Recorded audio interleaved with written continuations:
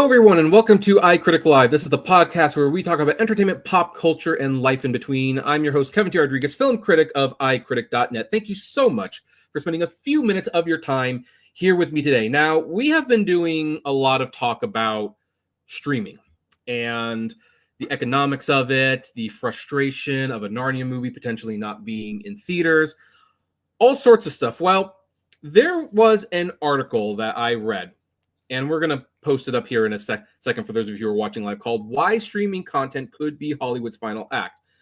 I read this article, and I was quite thoroughly impressed by it. I think it raised a lot of interesting points. But I also realized this topic was too big for one guy. It's too big, even for me, large as I am. So I decided that I needed a little bit of help in discussing this, and I decided to ask Bill Hunt of the Digital Bits website, which I have been a fan of for many, many years, to join me. And after some scheduling conflicts, he finally said yes. So welcome, Bill. Well, thank you. Thanks for having me, Kevin. I'm glad to be here, man. Yes. So before we do it, just because I know someone in there is going to ask, like, is the Terminator 4K release a good one? I'll tell you what, I just happen to have it right here. I just reviewed it a couple of days ago on the bits. It came with also with North by Northwest and Blazing Saddles. I got to tell you, obviously Cameron 4K remasters have been a little controversial. This Park Road Lightstorm AI process that they do has been controversial. But what I know about how they do this is that they've learned a lot every time they've done this. And this is the best one yet. It's definitely, detail has been enhanced, as is the case on all of these, but there's still grain. And so, I think they may have done the remastering process and then added grain back in digitally, but it looks organic. It has the look and texture of the film you remember. And the remastering has been done with kind of a light touch, so that there are still little analog artifacts, little flecks in the negative, things that were kind of baked into the in the optical printing process and visual effects, things like that. They've left some of that stuff in, so this is, I think, the best of these 4K remasters we've seen, and I think people are going to be very surprised by it. And other reviewers that I know have seen it and are starting to. My friend Ralph Potts is taking a look at it, and he's impressed, and I was really, really surprised and impressed. So I think people are going to be, it's not going to please everyone for sure, but I think it's the least objectionable of all these 4K remasters that we've seen from Lightstorm and Park Road Post. So I think that's good news. All and right. By the way, Cameron has made all this sort of, the hay about people's reaction to the lack of grain, etc. Well, there's grain here. So okay, they listened. Yeah.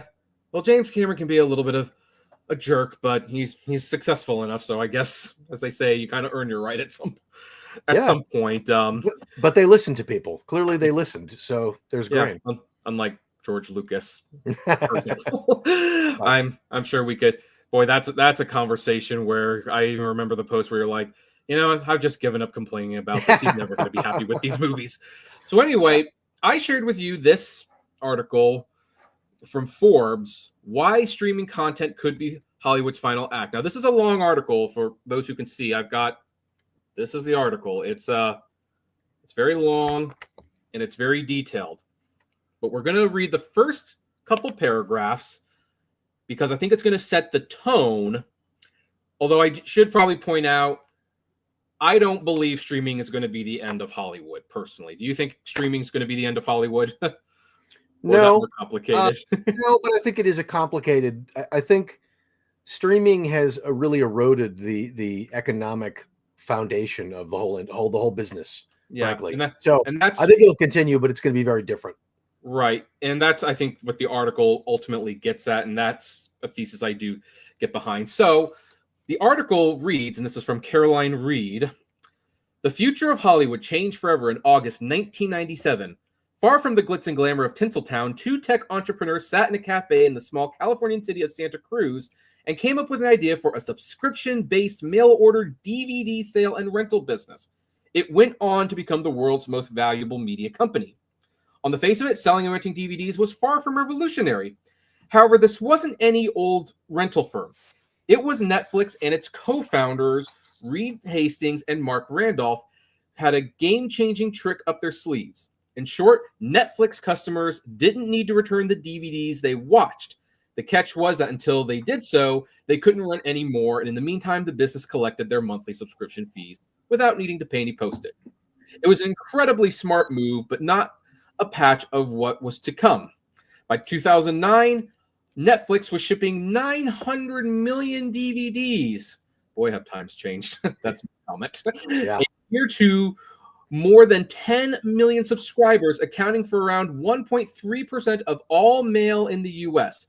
Its subscriber numbers peaked at 14 million in 2011, but Hastings had his eye on an even bigger prize. 4 years earlier, the company had taken advantage of advancements in technology to launch a groundbreaking subscription video on demand service, which could stream shows and movies to televisions via broadband internet.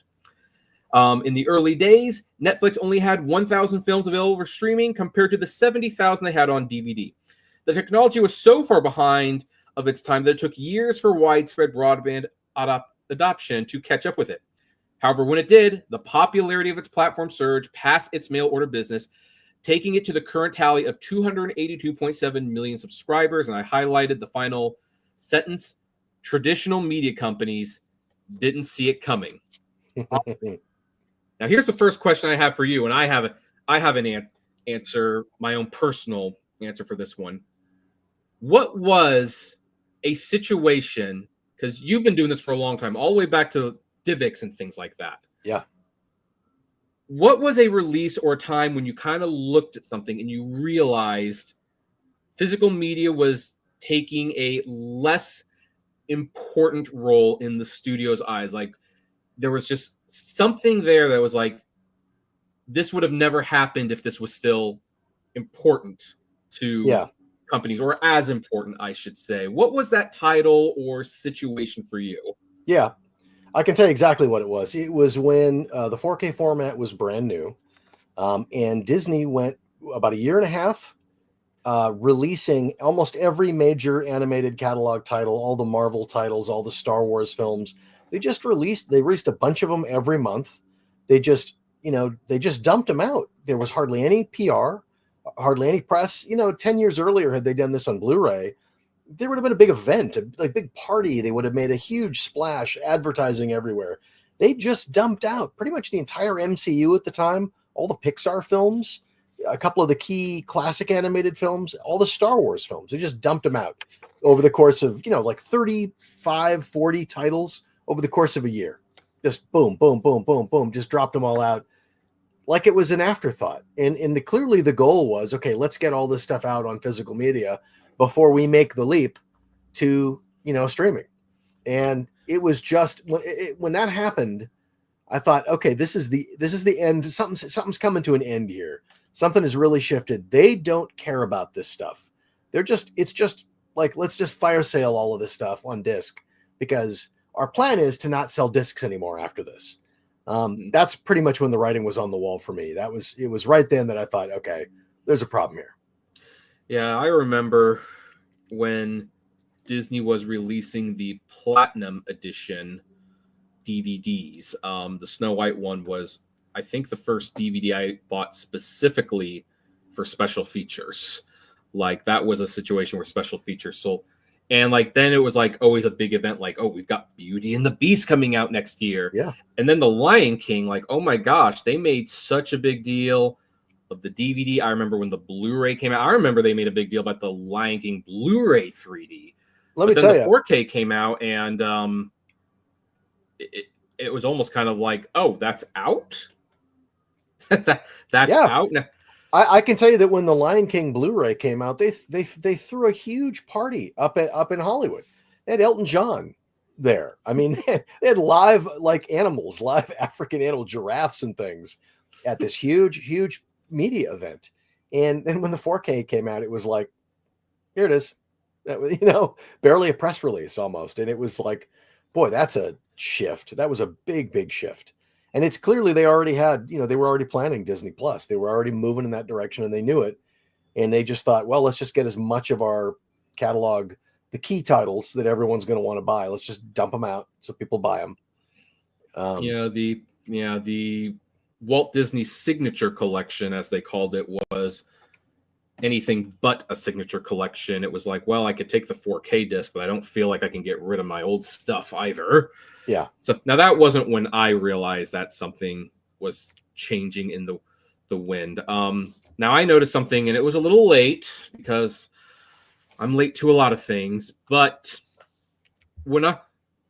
it dawned on me a couple of years ago that something was different when it's like, I don't think we've gotten the last couple seasons of Family Guy on DVD. Mm-hmm.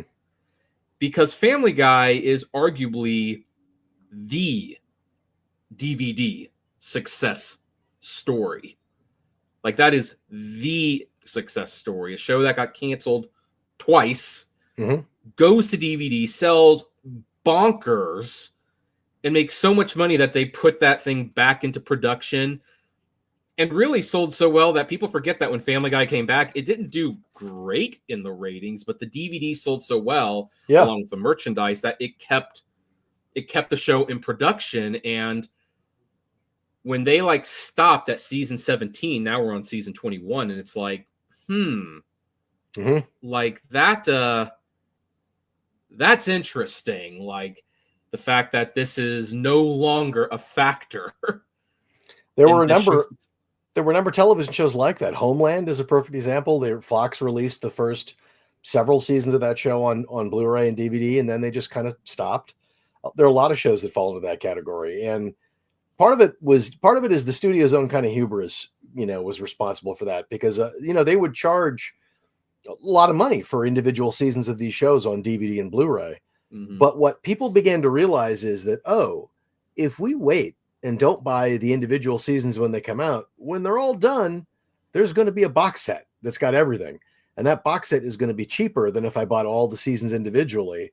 And typically it's probably going to have a bonus disc in it that will have content that I can't get if I buy all the individual seasons. I can only get it in the box. So people just started to okay, I'll wait and buy the complete series when it's done. And that really killed TV sales on disc. Yeah. In hindsight being 2020, it's like, it's probably easier to just buy the whole thing in one go ahead. I think I bought 3 individual seasons of Family Matters and then stopped for whatever reason. And I think they're $25 each, but then I got the whole thing on DVD for $50, which was cheaper than those other 3 seasons. Yeah. And I think if the studios had been smart, they would have said, okay, we're going to reward those customers who buy who are loyal for each season. And what we'll do is we'll offer them, okay, just send us $10 and proof that you've bought the other ones, and we'll send you the packaging for the final version and the bonus disc that's only in that, right? Yeah. So that you could at least reward some of that kind of loyalty, because I think people thought, well, I'll be really loyal, I'll make sure I buy them, and then they were getting screwed, they felt like. Yeah, well, I know that Pioneer Entertainment, for their Sailor Moon discs, because they released them individually, and then they had those thin pack releases, and people were like, oh, it would have been cheaper in the long run. They're like, well, hold on, folks, just let you know, if you bought those individual discs, those reversible covers, that's exclusive, and the special features, those are also exclusive to those individuals. This is a budget option. If you want all those special features, you want to keep those discs. And it's like, okay, here's the budget option for people who don't want that stuff. Yeah. But if you still want that stuff, then you pay a little bit more. And it's like, you think that would have been what happened more often. Instead, we got the Breaking Bad barrel that had everything. We did. And then they added a bonus disc that you can only get with that set. And yeah, and it frustrated people for sure. And it's the reason we don't have Star Trek Voyager remastered on HD and Star Trek Deep Space Nine remastered in HD, because the Paramount did the original series, then they did the Next Generation, and then Enterprise. But toward the end of the Next Generation, they were releasing those every other month or whatever, and they were $60 a season, and it was hard on the wallet. And toward the end, the last few seasons of Next Generation, I think they sold 5,000 units worldwide. And so the numbers were really high, and then they just started going like that. And the studio just said, well, if that's where our profits are going to go, it doesn't pay to continue. Right. That's diminishing returns. Yeah. And talk about hubris, like before we even got into the streaming wars. And by the way, folks, if you're listening, we really are not against streaming. There's a lot of practicality to streaming. It is convenient in many ways. I mean, digital has a lot of conveniences that physical doesn't have, to be sure. But the hubris that streaming was just like this magic bullet for everything. I remember was like the Simpsons World app where Fox honestly thought, okay, we're going to discontinue the Simpsons season sets. We're going to push everyone to Simpsons World, and that's where they can watch the show. And it's like a subscription service just to watch the Simpsons. Yeah. And you released all the best stuff on disc already. No, thanks. Yeah. Now on Disney Plus, that makes a lot more sense to have the Simpsons on there. But even so, the super fan of that content wants to have a copy on their shelf, and they want the best quality, and they want to know that their access to that thing isn't going to go away if the studio decides, oh, we're going to sell this to some other service, and your content goes away, and or if there's a star that has a documentary made about them about SA accusations, and then they decide, yeah, we're going to pull the Michael Jackson episode from streaming, which I thought I thought that was very cowardly of them to do that. It's a problem, right? It's a problem. And the thing of it is if you have the disc, they can't reach into your shelf, into your house and take away your discs. You can still watch that stuff. Yeah. That season 3 disc is worth a lot more money now. Yeah. Because they did that. And I liked the commentaries and stuff like that, but no more. And then now the thing is, I remember like watching another podcast. It'll be remain nameless, but a mutual friend is sometimes on that podcast, and it was back when Disney Plus launched. And mutual friend was talking to this person about the launch of Disney Plus and how like they went to Avengers Endgame, and they had all these special features that weren't on the 4K disc. And it's like, now person correctly said like, yeah, they're pushing you towards Disney Plus. They don't want the physical media anymore. This is where it's all going to go, the special features and everything. And I remember thinking like, look, they had some special features to entice you, but do you think they're still going to make those special features when, streaming, people still can't quite figure out how streaming makes money. Back then it was simple. You bought a DVD and there was a transaction and they got paid. Yeah. Now someone streams something and it's almost like talking to someone who doesn't understand credit card points. Like, well, I know someone who says, well, like, what's a point worth? What's a point? And it's like, yeah, what's a stream or what's a view? Like what monetary value does that have? Right. That's exactly right. And the thing of it is we forget. I mean, and I've been saying this for years, even before streaming really started. If you have someone who's a fan of a movie or a television show, you put together a really good, high quality, AV quality, a great little package, lots of extras. You can charge $50 or $60 or whatever, depending on what it is, right? And people will pay that. If you give them perceived value for that money, they'll go, okay, yeah, I want that. I'll buy that. But you can't charge that kind of money for a stream. You just can't, And so, and if you stream something and you buy access to it, let's say you buy a digital version of something for $9.99, you buy a movie digitally, you'll never buy it again. Why would you ever buy it again? Right. And so what they're doing is they're killing the catalog, the freshness of the catalog. There's no reason for people to buy it anymore because it's not special. They've already got access to it. Yeah, the only thing they can do is revoke that access and charge you for it again, which legally they have the right to do, but consumers are starting to push back on that practice. Yep. So, pardon me. Oh, no problem. Excuse me. In fact, that kind of leads to the next part of this. So like one of the things that happened in the last several years, and I think you probably even though we are just meeting for the first time, you and me probably were slightly connected mentally when we found out that Disney was buying Fox. I think you and I, at some point during the day, were just looking at that and like, oh, this is bad. Yeah. This is really, really bad. The article pointed out that one of the things Bob Iger said about that accusation was one of the most exciting aspects of our Fox acquisition is that it will allow us to greatly accelerate our DTC, which is direct-to-consumer, strategy, enabling us to better serve customers around the world. I don't know how buying content enables service, but whatever. Yeah. So it goes on to say, like, yeah, they bought it, and then they stopped, like, printing discs for a lot of Fox titles. A lot of the retro screenings of films like Die Hard and Sound of Music, which I like to go to personally, they put an end to that because they want it all on Disney Plus.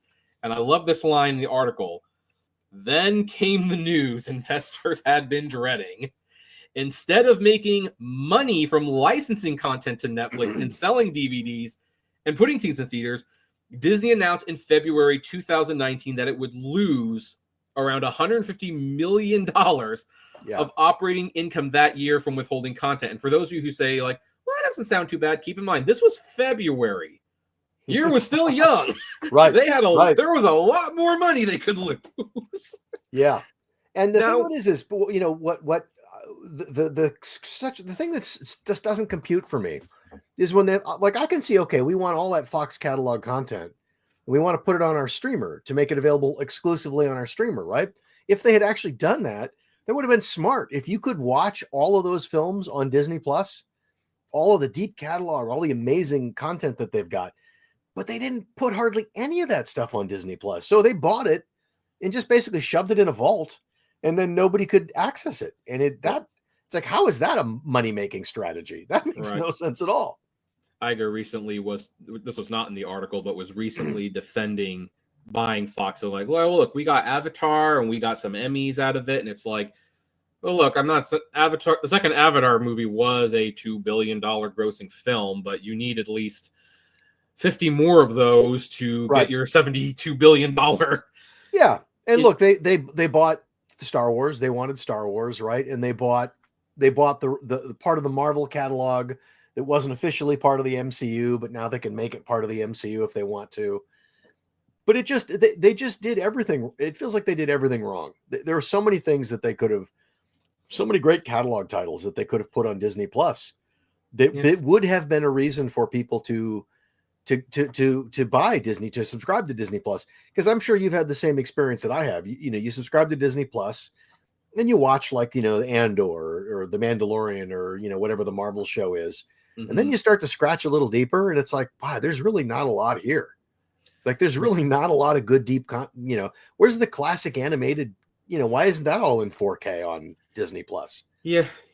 I mean, I've had discussions with a friend who really hates Bob Iger and Disney Plus because under Iger's regime, they've really focused on Marvel and Star Wars and like a lot of the vintage Disney stuff has been put to the side. Yeah. And I actually don't even think we're on speaking terms because of this debate. He doesn't understand, like, look, I do not agree with that. I kind of sympathize, like, look, putting those old cartoons even on DVD, those did not generate a lot of money. They're not going to generate views, but at the same time, the promise of Disney Plus is the vault is open. Yes. It's all there. And it's I have friends who work at Disney who tell me, like, well, people don't watch that stuff on Disney Plus. There might be a selection that would buy it on disc, but they don't watch Disney Plus. It's like, well, why aren't you making discs of that content then and making a little bit of profit? Yeah. Well, the thing of it is it's a self-fulfilling prophecy, right? Mm-hmm. Because if you don't put that stuff on Disney Plus and you don't promote that stuff is on Disney Plus, then people go, well, of course they wouldn't. Of course they're not going to watch it, right? Because it's like they don't know it's there. They don't care. But if they'd said, okay, Disney Plus, here's our new stuff, and here is the vault, and you can only access the vault here on Disney Plus, and it's all there, man. All the goodies, all the stuff that we've, taken away for years, and only every 10 years it comes out in a new format. here it all is. And if they'd promoted that to collectors, a lot of people would have said, oh, okay, I'll subscribe for that, access to that stuff.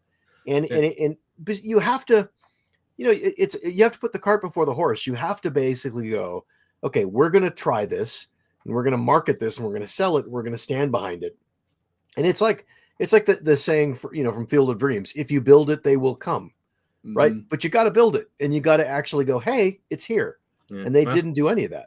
Yeah. Well, works for most things. Unfortunately, Horizon wasn't one of those things. Yeah, no, for sure.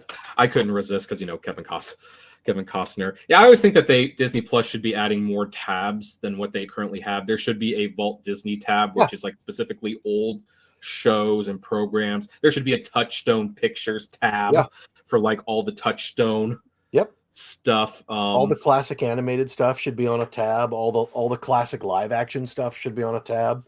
Yeah. I mean, heck, maybe Simpsons should have its own tab. There's certainly enough of it, or Animation Domination. Like, these are the anime. Like, I think Hulu having its own tab, it's like, okay, that's a start, but once you go into the Hulu tab, then it's like all over the place. Yeah, in terms of genres and things like that. And look, if your whole idea is to have Disney's Plus be the premier marquee thing, why isn't all that content there? Right. I mean, it should all be on one streamer, because you remember, like when DVD was brand new, the great thing about Netflix or the great thing about Amazon is it was one click and you could get everything that was available. Mm-hmm. Right? You didn't have to go to 10 different services, right? If I want to watch a Fox movie on streaming, do I go to Disney Plus or do I go to Hulu or do I go to Warner Brothers and to Max or do I go to Netflix? I don't know. They're all over the place. Like, if you're going to have a streamer for your studio, you should have your studio's content on that streamer. Another example is Paramount Plus. Okay, if I'm a Paramount Plus subscriber, I ought to be able to get all the Star Trek. It should all be there. But sometimes the Star Trek goes away and it ends up on Netflix or it ends up on wherever else it ends up on. And it's like, how does that make any sense? Either you have value to your service or you don't. Otherwise, you're just going to get churn. Right. And then, of course, the thing that a lot of these streamers or these companies with streaming found out, like, it's not really a wise idea. Like, they pushed really hard for this to be the future, but they cut out multiple revenue streams because it's like, okay, so back then you would buy a movie ticket. Sometimes you'd buy 2 tickets if you really liked it because they kept it in theaters for like 6 months usually. Right. Then you would buy it on VHS or DVD. And then some people might rent it. And then you would sell you do it on pay-per-view. And then at the very end, you would sell it to something like Netflix for the people who were just so cheap. They really weren't going to pay to see that movie unless it was basically given to them for free. Yeah. So that's when you get that one. And this whole thing that Netflix, and by the way, I kind of think Netflix is like really the big bad guy here in all of this. Like, Netflix somehow was able to take the concept and say, hey, those tickets, those DVDs, those pay-per-views, those TV rights, all those things you made money from, let's skip all of that and send it straight to streaming. Right. Where they can just turn it on for free. And I know some people cheekily say, like, well, I don't know what you mean by it's free. I pay for Netflix. It's like, dude, you're paying pennies on the dollar for that movie with everything else you're getting. And they're doing this buffet line. It's like, you don't realize the buffets are going out of business. Home target buffet is not a thing anymore. And the Red Lobster CEO said that the unlimited shrimp is not coming back because he knows how to do 3rd grade math. Yeah. And what it does is it devalues your catalog, right? It makes people, when it was in theaters and then when it was special, when it came to disc, it felt special. Like, it felt like this is an amazing thing. It is worth buying. But when it's all just video wallpaper on a streaming service, it's not special anymore, right? You don't even have to go to a movie theater to see this. You just wait until it's on digital, wait till it's on streaming. You can watch it on your phone. Like, that's not special. That's just like Cheetos. It's like the video equivalent of Cheetos. And so what you've done is you've told an entire generation of entertainment consumers that this just doesn't really have any value. It's not valuable. And so, you know, of course you're going to lose money. Yep. And that's why that's why, you know, people like Pixar, they had every right to be upset when Disney was like not only putting their stuff on Disney Plus, but not even charging for it. So I have a friend who worked at Pixar, and he was in the studio that day that they announced that Luca would be going to Disney Plus, and I guess it wasn't cleared by everyone as it should, because Kareem Daniel had the final say. They didn't have to take anyone's. Well, a very big executive at Pixar, very big top, won't name names, but he walked by the office and he said, yeah, he was talking with Kareem Daniels, and there must have been something said about McDonald's or something, because at one point this guy said, we're Pixar. We're not the Happy Meal toy. We're the Big Mac. Right. because it's like, yeah, because isn't Pixar the company that you bought because you guys were struggling so much with your own animation? Right. And they made you billions of dollars, and not only did it seem like cruel to do that to your partner, but it's like, really, you're going to take the studio that bought you billions of dollars in revenue, right? And you're going to give it away? You're going to cut that out? Yeah. And by the way, you bought it because they were good at what they did, right? They were doing something that you couldn't do. And so then you buy them, and then you force them to do everything the way you do it. And of course, what's happened, it's like, you know, I mean, we've seen it with Marvel, we've seen it with Lucasfilm. The content quality goes down, and it just gets more generic, and there are more fingers in every pie. So it all comes out like tasting like everything else. And it's, you know, I would personally be very okay with not seeing another Marvel movie for 5 years at this point. Like I mean, this doesn't really have much to do with what we're talking about, but like I went to see Deadpool versus Wolverine, and I laughed. I enjoyed it. I'm not going to sit here and pretend that I didn't. But as I'm writing my review and I'm really thinking about it, it's like, this is one of the worst things to happen to cinema. It really is. Like, this is a movie kind of like Doctor Strange, the Multiverse of Madness, and Chip and Dale Rescue Rangers, where the entertainment comes from, remember this? Remember this existed? It's like, that's not how you make a movie. I couldn't even really tell you what Deadpool versus Wolverine was really about story-wise. You really get down to it. Well, a lot of this stuff is like, it's like meta commentary, right? And it's meta commentary on things we've been enjoying and consuming for 40, 50 years in a lot of cases. And it just, what you want is that new thing that's fresh and exciting and just feels like, oh my God, like that's amazing. Like, you know, we don't get as many of those anymore as we used to. Yeah, I feel sorry for the people who probably will never experience like and folks, I know there's a new Lord of the Rings movie coming out, but not experiencing like a Lord of the Rings for the first time. Right. And feeling like you just saw something truly unique and special. Like, because I remember when my dad brought me to see Titanic in theaters for the first time. First PG-13 film that I ever saw in theaters. I think the first time I saw nudity in theaters, that was fun. But during the ship sinking and everything, I remember thinking, this is what movies are. This is what makes them separate from television. Right.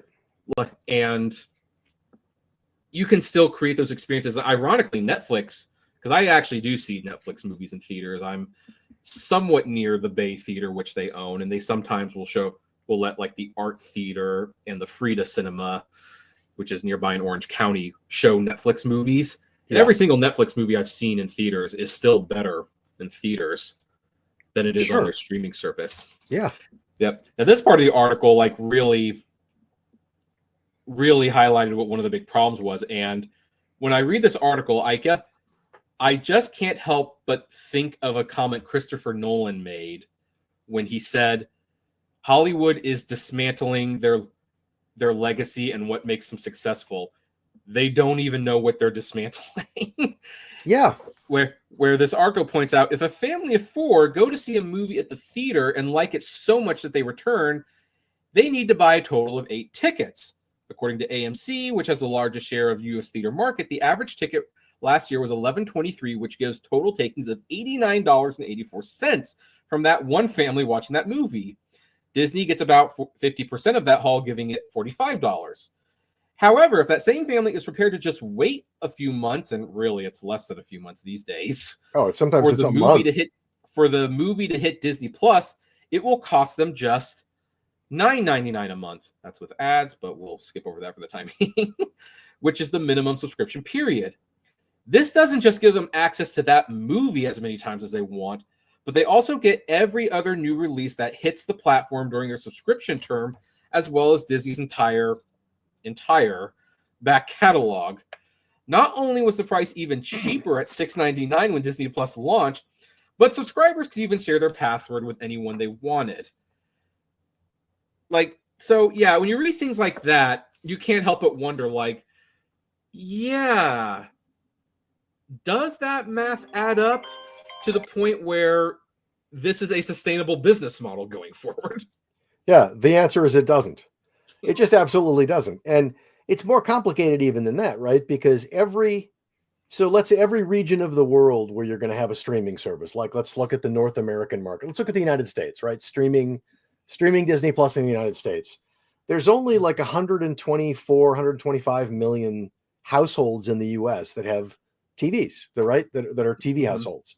Yeah. And of that, absolutely not all of those people are going to have Disney Plus. You could add, obviously some people are going to, have it on their mobile device, but not everybody. So you have a ceiling, you have a maximum ceiling of customers that you can possibly reach. And you can't go above that. And that's true of every region in the world, right?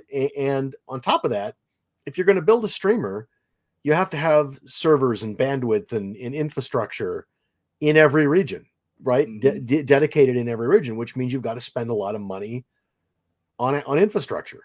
And so at some point, there's a very narrow window where they can make a little bit of profit, but you're never going to have a massively banner year for streaming where it's going to save the industry. It just won't work.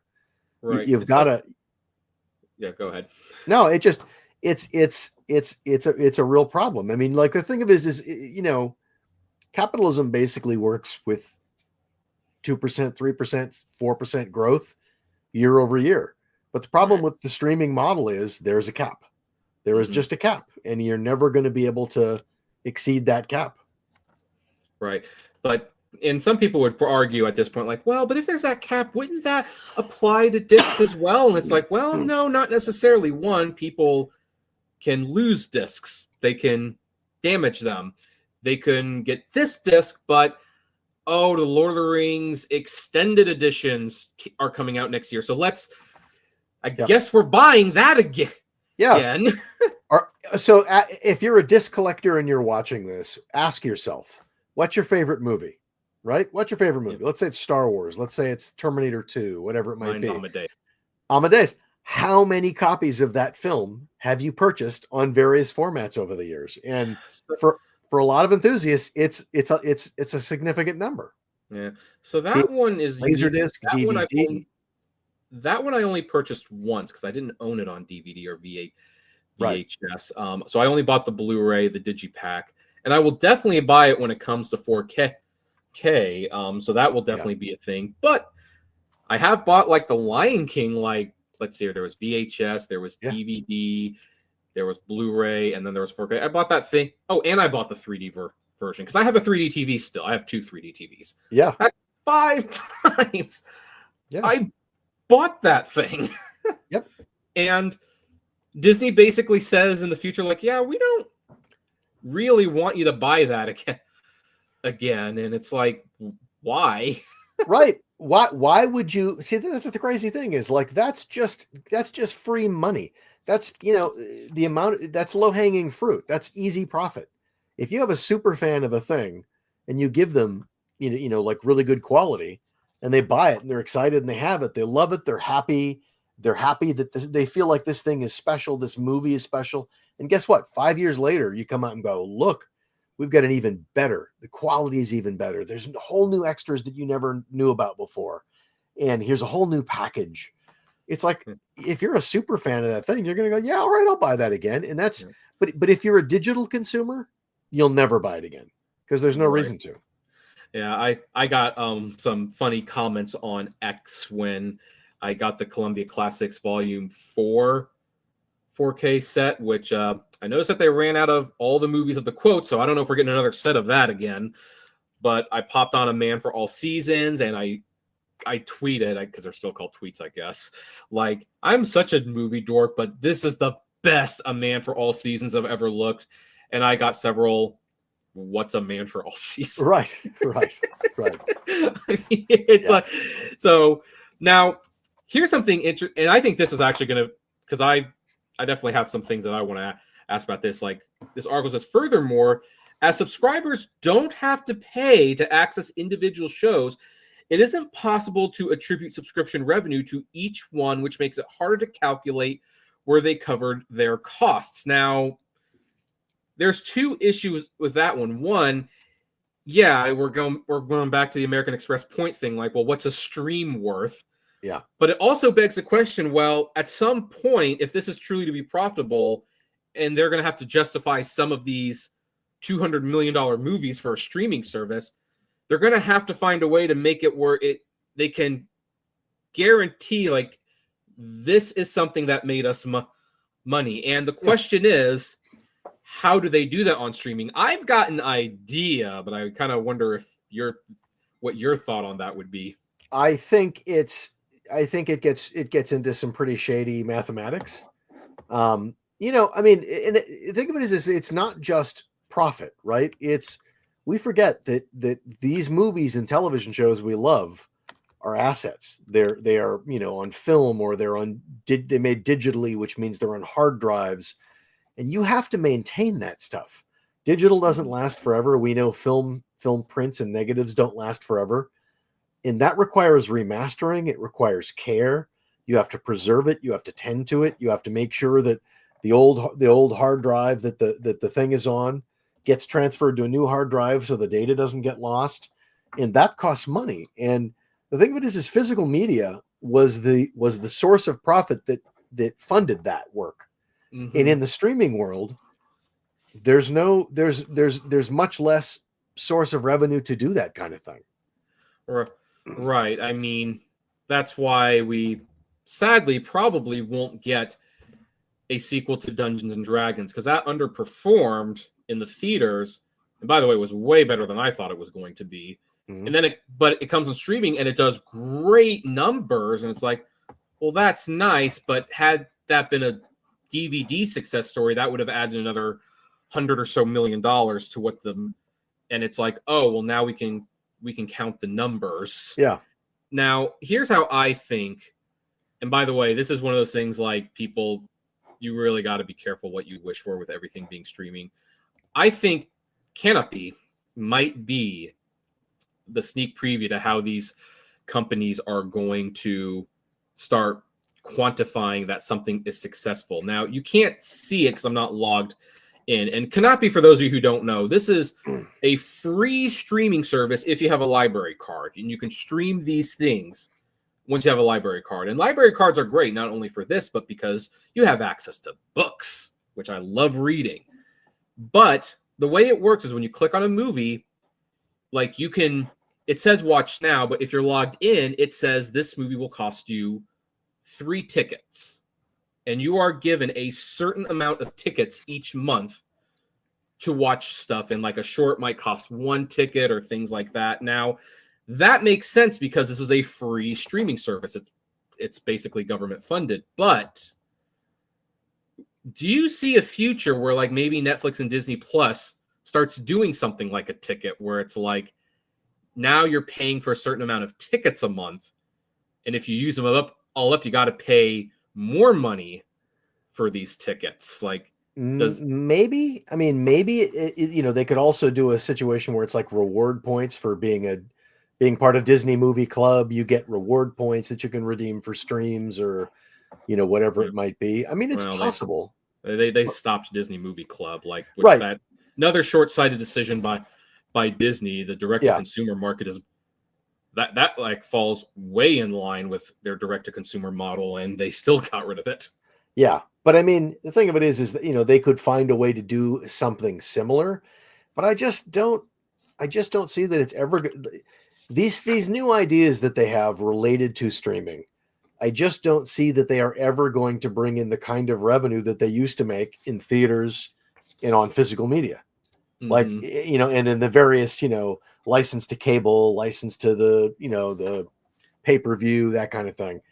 Those were multiple revenue streams, and together they all added up to a very, very healthy pie and a very healthy profit. But like, they're cutting out revenue streams, and each of the revenue streams is smaller than the ones that they used to have. So like they're, and I guess they could say, well, it's less cost because they don't have to, they don't have to make discs, they don't have to ship, they don't have to whatever. But it's like they're making their pie smaller and smaller, and I don't know how that's a good thing for the industry. Right. And that actually might be one of the real reasons why we're seeing them, as they say, mine IP. It's not necessarily just because, that's a recognizable thing, so people are more likely to pay for it, but because it's like, well, we've cut out the DVDs, we've cut out the pay-per-view, so now where else do we make money? Oh, merchandise. Right. Like merchandise. As much as I love Oppenheimer, and I'm glad that it made money, no one's buying. You don't buy an Oppenheimer lunchbox. No, but guess what? If you make a bad Marvel show or a bad Star Wars show, nobody buys that content either. Like, right? That's true. Yeah, no, that's true. I mean, so I was at Target the other day, and I saw on the discount market like Wish shirts and dolls and toys marked down several times. They're like down to like a couple dollars a piece, and they're still not selling them. Yeah. And part of the reason that you wanted to buy that stuff was because the movie was special. You felt like, you waited for it for a few months, and it's going to be really exciting, and it's going to be great, and so it has this specialness to it. But nothing feels special anymore. So why would you even want to buy the toys, right? Or the replicas or the T-shirt or whatever, right?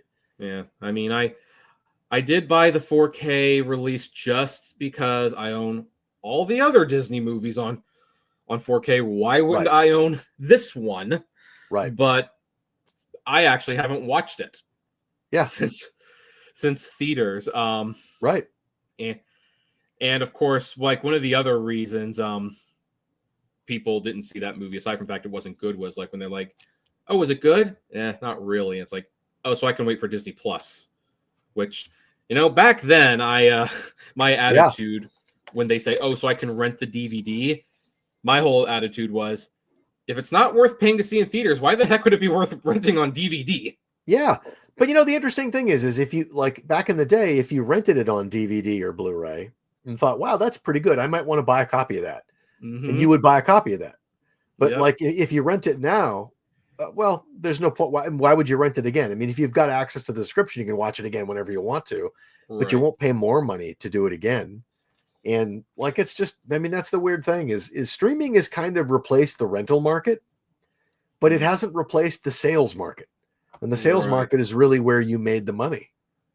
Right. And then when you get to someone like Netflix is really kind of confusing me at this point, because it's like, look, I get you're primarily a streaming service. That's your bread and butter. But why are you resisting theatrical so much? I mean, aside from maybe the thing that maybe they truly do want to kill the theatrical market, which, I mean, that's a whole nother kind of evil, but like, it doesn't make sense to like have Greta Gerwig make Narnia, which could easily make you a couple $100 million, and basically just go, nah, not interested. Yeah, but see, I think if you're Netflix, what they're trying to do is they're trying to preserve the specialness of Netflix, right? They don't care about the movie theaters. They don't care about the movie theaters. They want to produce, and by the way, if the studios had all done that, had that same attitude with their own streaming services, like, we want to make this special. You can only see our films here. You can only see all our old catalog here, right? make it special, but they've failed to do that. Netflix at least has gone, well, we're going to make Netflix special, right? And so I can understand it, but again, like, it's not great for the overall business at all. Well, in their defense, I think they tried that. Like, Disney did start pulling stuff from Netflix and other sites, and so did Paramount and all that stuff. And then they realized, oh shoot, They lost we're making less money because right. So like, right. let's start licensing it out again.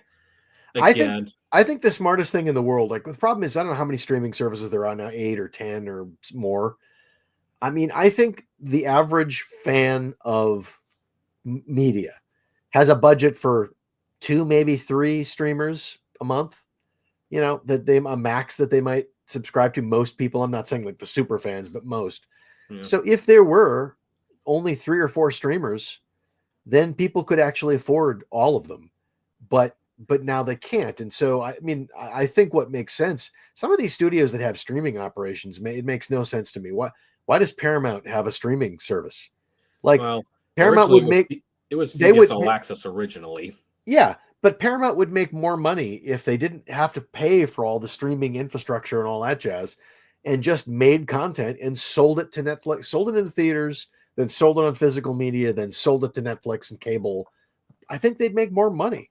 Oh, I think they would. I mean, there's a joke in the industry. Who won the streaming wars? And the answer is Sony, because they didn't play or they didn't fight. Right. Like, Sony just sold they became the arms dealer. Yeah. And they did not waste billions of dollars. No, but what they did do was they had PlayStation, right? Which was a hardware solution where you could go and watch all this content. Plus they sold you hardware, plus they sold you games. And I would say another company that won the streaming wars is Roku. Right? Because you buy a Roku and you can get everything on Roku. Yeah. I mean, they tried a little of it for original material, but I think they've kind of cooled off on that a little bit. But the hardware is great. Yeah, the hardware is really good. And actually, Sony's a special kind of thing. Like, and now to see them trying to tank their PlayStation business by putting their games on PCs, it's like, what? Like, why would you do that?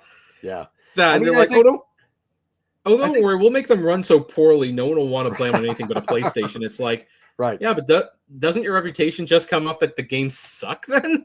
Yeah. I mean, I think what all these companies are realizing is, look, you can sell hardware, you can sell software, you can sell both, but the game is selling. Like, there's money to be made renting and streaming, but it's not like the same amount of money you're going to make selling the content, right? Right. Mm-hmm. So, if people who love it want to buy it, and so now they're all trying to figure out how to. I think all these companies are trying to figure out how to rebuild all the revenue streams they just killed out of stupidity. Yeah. Like, no, again, Christopher Nolan, he said they don't know what it is they're dismantling. Yeah.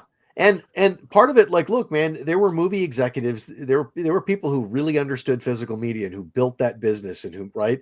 And then what happened is it felt like Wall Street said, okay, if you want to be a 21st century studio, you got to have a streamer. So all these new executives came in, and like, that was the whole, so they dismantled everything. They reoriented towards streaming, and then they realized, oh wow, we're losing money. And it's crazy how many executives I talk to at the studios who don't even know. Like, I'll ask them, like, how come you haven't put this movie on Disney Plus, or how come you haven't put this movie on 4K disc?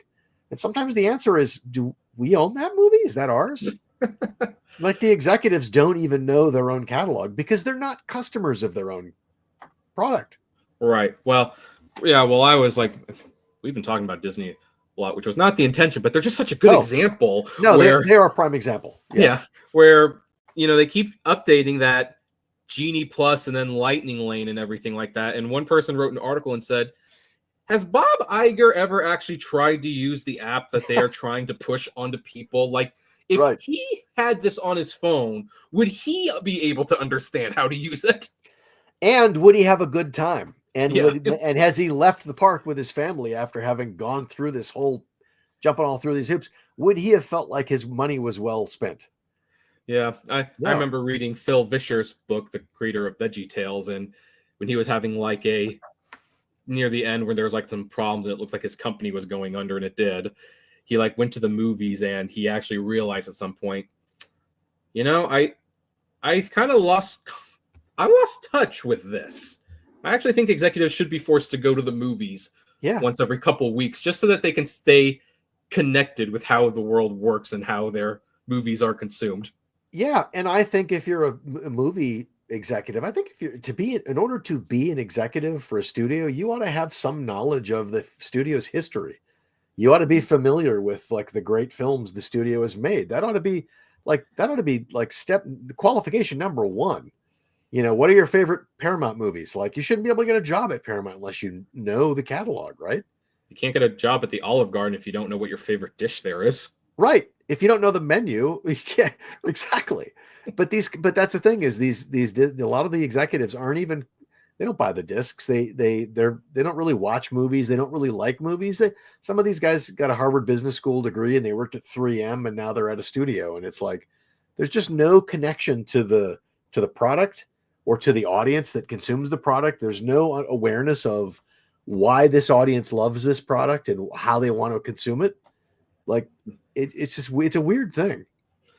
When Disney like released that $1,500 massive Blu-ray box set, which I do own. I did not spend that much money on it, but that was kind of like a mixed thing, because it's like on one hand, like this is like one of the nicest sets. This kind of reminds me why I like physical media so much. At the same time, the price was also kind of like, you don't understand the market. Yeah. And it's weird because each individual title, it didn't feel special. Like, it feels like it's really special because you've got a big box full of movies, but it's like back in the day, you would buy into those movies individually and each one would be special. Right. And then it's weird that the Pixar special feature discs were preserved, but not the Disney animated film. And the fact that Make My Music is still missing the Hatfield and McCoy segment. And I'm actually maybe like, look, at $1,500, there should not be anything missing from these movies. The person buying this set is not going to be giving it to their 10-year-old. No, but I guarantee you the people who made the decisions on that weren't even aware. I doubt they were even aware of what you're talking about. Yeah, they would hear you talking about that and go, it does not compute. Does not compute. Well, so I think, the general stories, I think like this was a inflammatory article, but the points about Hollywood basically killing their business, it's like, the thing is, as we talk about this, I do not think Hollywood will die. I believe there's got to be enough smart people to keep it from completely dying, but it sure seems like they don't like making money. Yes. The old-fashioned way. And yeah. In fact, I've always kind of felt like Netflix was a Ponzi scheme myself, but I don't see Hollywood dying, but the economics are dying. It's harder if you're a craftsperson in the industry. It's harder and harder to make money doing that, right? And that's only going to get worse with as we start rolling out AI, creative tools and things like that. It's going to mean fewer jobs. And we've already, there was a big industry strike, writer's strike and actor strike, and the work hasn't come back. The jobs haven't come back. Yeah. That's Hollywood executives punishing those darn actors and writers who dare to ask for a living wage. well, right, and some of it is that, but some of it is also just complete incompetence, right? Because Hollywood spent so much money, when they were launching all their streaming operations during the pandemic, spent a ton of money on content, and there were lots of jobs, and then all of a sudden, like, they realized we're losing money, so now they've all cut back.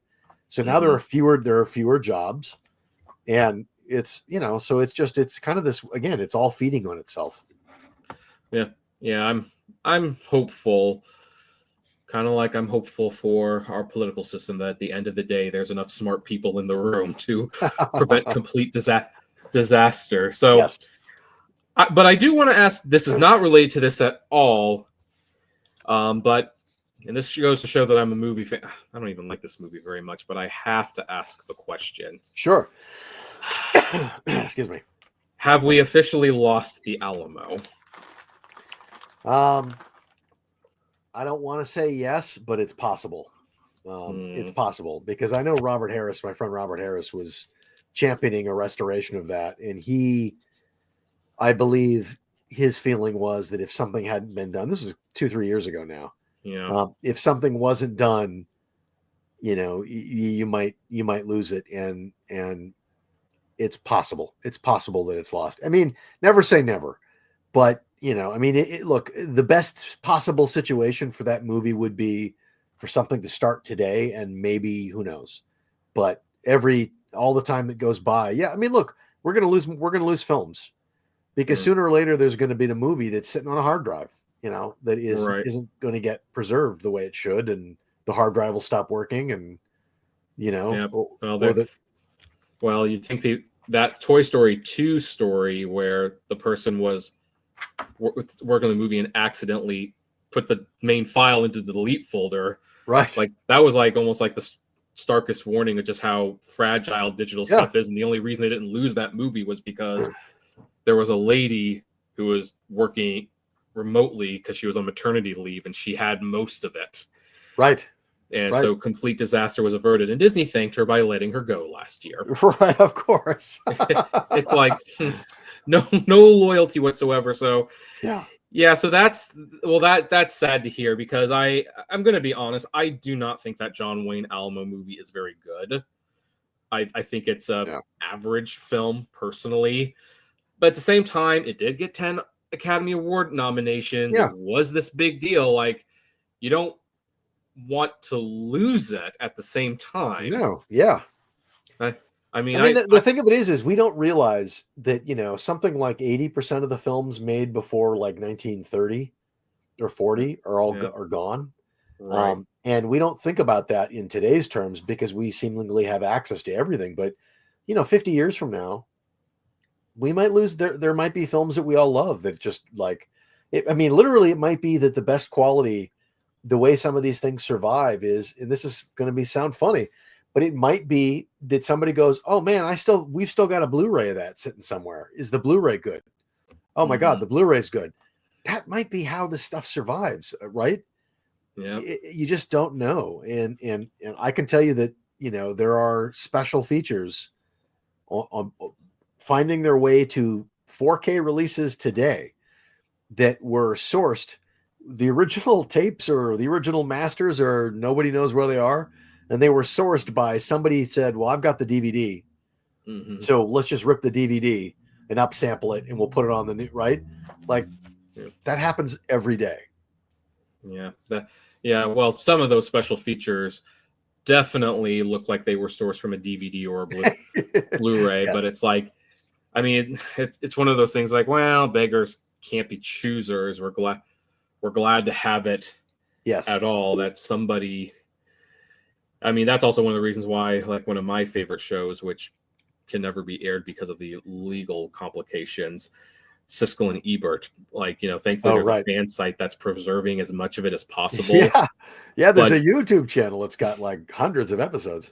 Yeah, but even Ebert wrote how, like, I wish that the episodes of us discussing Rocky and Star Wars were still around, but the local networks, it's like, well, we're not going to air that again. Like, wipe them clean and put something new on them.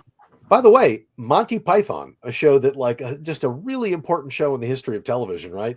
Monty Python only exists because Terry Jones took all the masters and he put them in his attic, and he just said, I think we should keep this just in case. And when they did the recent remaster on Blu-ray, that's where they got everything. He had everything because BBC didn't have any of that stuff anymore. Yeah. I have a friend named Stu, and he has all this old archive television stuff. And it's like, I wouldn't be surprised if one day someone's going to ask for, like, we want these certain I Love Lucy episodes or things like that. And we don't know where to go. It's like, oh, I've got film copies of those. Yes. But by the way, it takes resources to preserve that stuff, right? You can put it on a shelf and it'll last for a long time sometimes, but not always, right? It requires care, and people need to be tending the catalog all the time at all of these studios. And I think that I'm afraid a lot of the studios have forgotten that. And that would be bad.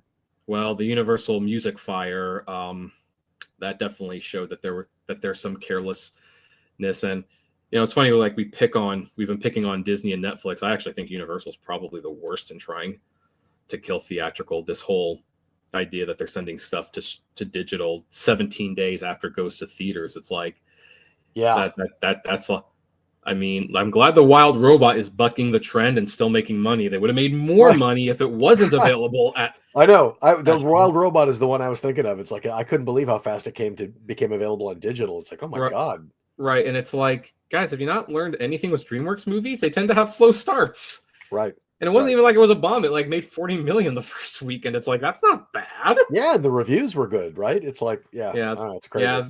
That and Memoir of a Snail should definitely be considered for Best Picture at the Academy Awards. Like, if ever there was a year to have multiple animated films in the Best Picture race, this is the one. And if Universal played their cards right, Wild Robot could, in theory, win if they run a campaign based on, hey, we're all feeling a little down this year. Don't you want to award a film that makes you feel good? Plus, there's no Studio Ghibli movie this year, right? And there's no Studio Ghibli movie this year. Yeah, it's technically Ghibli.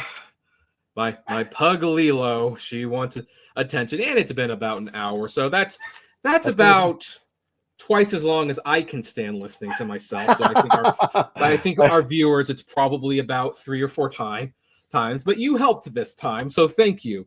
I'm very glad to be here. Thank you. So anyway, folks, thank you. Put it up for Bill Hunt. He runs the Digital Bits, still one of the best websites for physical media and movie news and commentary. And you've also got exclusive stuff on your Patreon as well. Yep. Because AdSense doesn't pay what it used to. So if you like his stuff, it sure doesn't. Feel free to subscribe to that. I think this is the first time some of you might be listening to this podcast because Bill is here. And if you like what you hear, make it official and subscribe. We're on Spotify, Apple, and Deezer, but not Google because, of course, they killed another product. And I'll see you folks at the movies. Take care.